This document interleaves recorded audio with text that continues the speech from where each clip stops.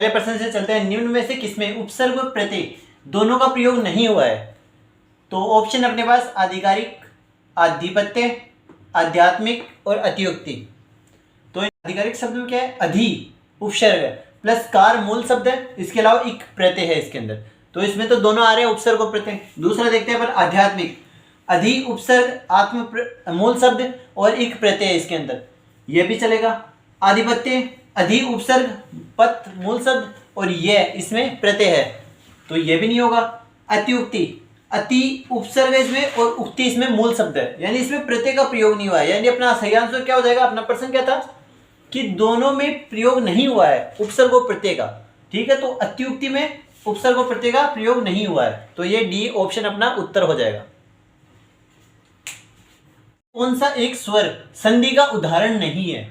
तो अपने पास ऑप्शन है, पहला है दिग्दर्शन, दूसरा विनायक, तीसरा मध्वरी और चौथा सौदारण। दिग्दर्शन क्या होता है? दिक प्लस दर्शन, यानी ये कौन सी संधि का उदाहरण हो गया? व्यंजन संधि का। कौन सी? घोष व्यंजन संधि। घोष व्यंजन संधि क्या होती है? किसी भी वर्ण का, किसी भी वर्णमाला का प्रथम और द्वितीय अक्षर क्या होता है? अघोष व्यंजन होता है, ठीक है। उसके बाद में यानी प्लस के बाद में है ना द, यानी ये वर्णमाला का तृतीय अक्षर हो गया है जो कि घोष आता है, ठीक है। यानी किसी भी वर्णमाला के पहले, प्लस से पहले कोई भी वर्णमाला का पहला और दूसरा अक्षर आना चाहिए, उसके बाद में है ना तीसरा, चौथा, पांचवा कोई भी अक्षर आ सकता है, ठीक। तो पहले ये पहला अक्षर है ना, या पहला या दूसरा अक्षर जो है ना घोष व्यंजन में बदल जाएंगे, यानी कि तीसरे, चौथे, पांचवें में बदल जाएंगे, ठीक है। तो ये है घोष व्यंजन संधि का उदाहरण है, ठीक। इसके अलावा अगली की बात करें, बी ऑप्शन की विनायक, विनयी प्लस अक, यानी अयादी स्वर संधि का एग्जाम्पल है ये, यानी ये स्वर संधि का एग्जाम्पल है। इसमें क्या होता है अयादी स्वर संधि में? यानी धन से पहले, ये धन है प्लस, प्लस से पहले यदि ए, आई, ओ, औ आए तो प्लस के बाद में और असमान स्वर। असमान स्वर का क्या मतलब है? यानी कि ये नहीं आने चाहिए प्लस के बाद में, जैसे कि ए आए तो प्लस के बाद में ए को छोड़कर कोई भी आए, आई आए तो प्लस के बाद में आई को छोड़ के कोई भी आए, ऐसे ही ओ, औ आए तो प्लस के बाद में ओ और औ को छोड़ के कोई भी आ जाए। तो इन सब के योग से क्या बनता है? ए का ऐ बन जाता है, ऐ का आय बन जाता है, ओ का औ बन जाता है और औ का आओ बन जाता है। तो कैसे तोड़ेंगे? मधु प्लस अरि, ये हो गया इसका संधि विच्छेद। इसमें कौन सी संधि हो गई? यण स्वर संधि हो गई। यण स्वर संधि में क्या होता है? प्लस से पहले ई या ई आ जाए तथा इसके बाद में असमान स्वर, यानी ई या ई को छोड़कर कोई भी स्वर आ जाए, तो ई या ई किस में बदल जाएगा? ये में बदल जाएगा और वो असमान स्वर मात्रा के रूप में लग जाएगा। ऐसे ही ऊ या ऊ आ जाए, उसके बाद में असमान स्वर आ जाए तो वो ऊ या ऊ किस में बदल जाएगा? वह में बदल जाएगा और असमान स्वर ऐसा का ऐसा आ जाएगा। इसी प्रकार री आ जाए और उसके बाद में असमान स्वर आ जाए तो री र में बदल जाएगा और असमान स्वर ऐसा का ऐसा आ जाएगा। इसमें जैसे मध्वरी में कौन सा बना? मधु, ऊ आ गया, छोटा ऊ आ गया इसमें, ठीक, प्लस असमान स्वर यानी ए आ गया, ठीक। तो ये तो वह बन गया, वह तो ये आ रहा है वह अपने पास वह, और इसमें स्वर ए की मात्रा मिल गई तो वह पूरा हो गया। इस प्रकार इसमें ये संधि हो जाती है। उदाहरण, ठीक है, स प्लस उदाहरण, इसमें कौन सी संधि हो गई? गुण स्वर संधि। गुण स्वर संधि में क्या होता है? प्लस से पहले ए या आ आना चाहिए इसमें, है ना, ठीक है। प्लस के बाद में क्या होना चाहिए? ई या ई आए तो क्या बन जाएगा? आई ए बन जाएगा। ऊ या ऊ आए तो ओ बन जाएगा। इसी प्रकार ई री आ जाए ना तो ये अर बन जाएगा।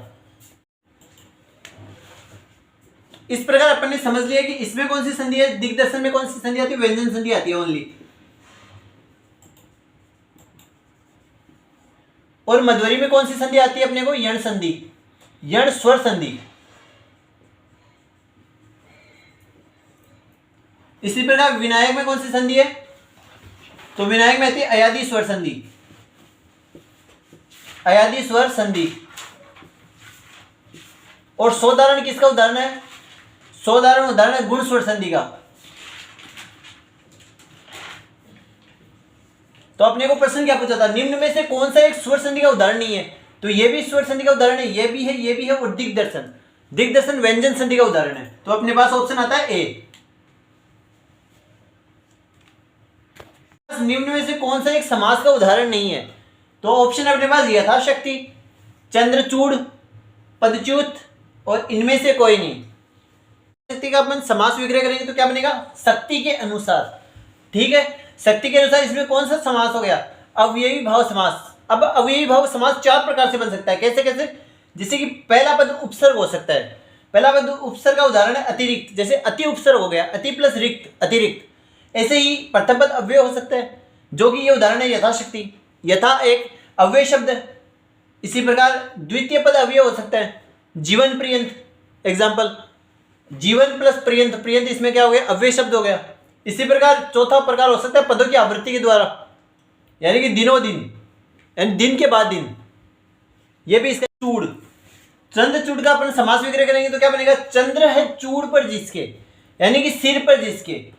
तो इसमें कौन सा होता है, ये शिव की ओर बता रहा है, शिव को बता रहा है, तो इसमें बहुव्रीहि समास होगा। बहुव्रीहि समास में होता क्या है, उसमें क्या होता है, जो दो मुख्य पद दिए होते हैं जैसे कि चंद्र और चूड़, तो इनसे भिन्न तीसरा अलग ही अर्थ निकलता है। जैसे कि चंद्रमा, चंद्र का मतलब चंद्रमा, चूड़ का मतलब सिर, लेकिन चंद्र है चूड़ पर जिसके, सिर पर जिसके, तो वो किसकी ओर बता रहा है, यानी शिव को बता रहा है, वो शिव को प्रदर्शित कर रहा है। तो इसमें तीसरा अलग ही अर्थ शिव निकलता है, इसे ही बहुव्रीहि समास कहते हैं। पदच्युत का समास वगैरह करेंगे अपन तो पद से च्युत यानी हटाया हुआ। ठीक, तो अब इसमें से कारक चिन्ह का उपयोग होता है। से किसमें आता है, अपादान कारक में। तो अपादान तत्पुरुष समास, तत्पुरुष समास का एक भाग है अपादान तत्पुरुष समास। से का मतलब होता है यहाँ पे अलग होने के अर्थ में, यानी पद से हटाया हुआ या अलग किया हुआ। एक समास का उदाहरण नहीं है, तो अपन ने देखा यथाशक्ति में अवयवी भाव समास है, चंद्रचूड़ में बहुव्रीहि समास है, पदच्युत में तत्पुरुष समास है। तो इनमें से कोई भी है ना समास, सभी के सब में समास है, तो इसमें इनमें से कोई नहीं ऑप्शन सही हो जाएगा अपना। असंगत अर्थ वाला मुहावरा है, यानी जिसमें से अर्थ सही नहीं है। अकल का अंधा होना, इसका अर्थ होता है महामूर्ख होना, ये तो एकदम सही है। ठीक, इसके अलावा दूसरा है अल्लाह मियाँ की गाय, सरल सज्जन और सच्चा व्यक्ति, यह भी सही है। चिराग गुल हो जाना, मृत्यु हो जाना, ये थोड़ा डिफरेंट अर्थ है, यानी कुछ मिलता जुलता है लेकिन ये सही नहीं है पूरी तरह से। अगला देखिए छाती पर सांप लौटना, यानी ईर्ष्या से जलना या ईर्ष्या होना, यह भी एकदम सही है। सही अर्थ होता है वंश नष्ट हो जाना, यानी ये कुछ मिलते जुलते अर्थ लग रहे हैं लेकिन ये है ना पूर्णतः सही नहीं है, इसी में आपको फंसाता है एग्जामिनर। ठीक है, तो चिराग गुल हो जाना इसका सही अर्थ होता है वंश नष्ट हो जाना। ठीक, और मृत्यु हो जाना इसके लिए सही मुहावरा होगा चल बसना। चल बसना यानी मृत्यु हो। कौन सा एक वाक्यांश के लिए एक शब्द नहीं है, तो इनमें से कौन सा सही नहीं है। जो बिल्कुल बहरा हो उसे वज्र बगीर कहते हैं, ये तो सही है। अनुचित यौन संबंध रखने वाला और या वाली, अनुचित यौन संबंध रखने वाले को तो कहते हैं व्यभिचारी और रखने वाली को कहते हैं व्यभिचारिणी। ठीक, पर्वत के नीचे तलहटी की भूमि को क्या कहते हैं, उपत्यका। चौथा ऑप्शन अपने पास इनमें से कोई नहीं, तो इसमें ये सबके सब सही हैं, तो अपने पास ऑप्शन नंबर हो जाएगा 4। सूची 2 से मिलान करो। सूची फर्स्ट में अपने को लोकोक्तियां दे रखी है और सूची 2 में अपने को उनके अर्थ दे रखे हैं। ठीक, पहला है अरहर की टट्टी और गुजराती ताला, इसका सही अर्थ क्या हो जाएगा, इसका सही अर्थ हो जाएगा अनमेल प्रबंध व्यवस्था, यानी कि जिस प्रबंध या जो व्यवस्था अपने कर रहे हैं उसका कोई मेल ही नहीं है, तो उससे कहेंगे अरहर की टट्टी और गुजराती ताला। दूसरा है अपने पास अंधों में काना राजा, तो ये क्या होता है, अज्ञानियों में अल्पज्ञ, यानी कम ज्ञान वाला भी बुद्धिमान होता है। अज्ञानियों में जो अज्ञानी है, जो मूर्ख है, उनमें कम ज्ञान वाले को भी बुद्धिमान माना जाता है। कर सेवा खा मेवा, यानी कि अच्छा काम करने का परिणाम अच्छा ही निकलता है, यानी अपन अच्छा काम करेंगे यानी सेवा करेंगे तो मेवा खाएंगे, यानी कि अपने को अच्छा ही परिणाम मिलेगा उसका। अगला है अंधेर नगरी चौपट राजा, यानी कुप्रशासन और जागरूक जनता।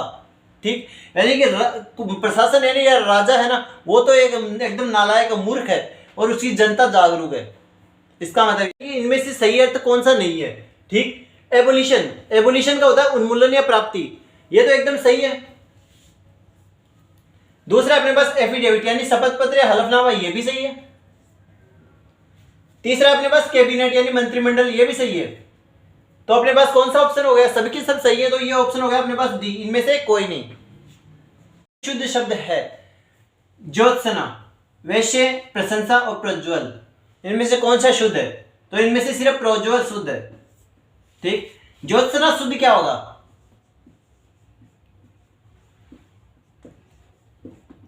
ज्योत्सना में शुद्ध में ये स है ना आधा आता है। इसी प्रकार वैश्य में शुद्ध में डबल ए की मात्रा आती है, इसमें यानी 2 मात्रा आती है ऊपर।